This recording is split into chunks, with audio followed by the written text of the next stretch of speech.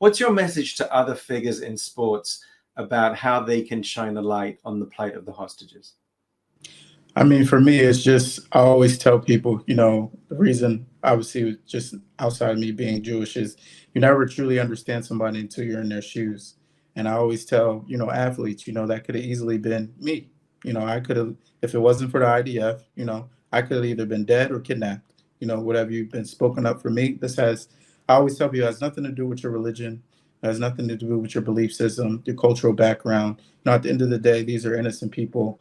Some of them are big. One of them is a baby.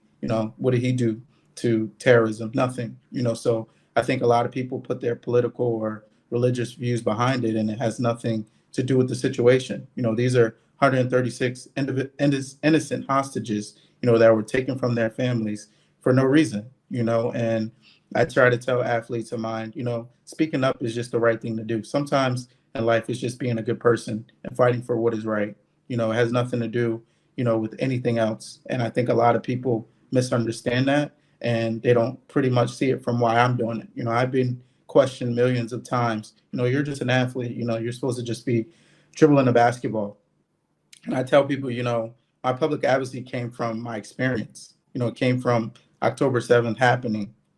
Outside of that, I started an initiative to combat anti-Semitism and racism and hate, just because I saw where the world was at. And, it's needed, for people like me and others, athletes or not, to speak up and fight for what is right.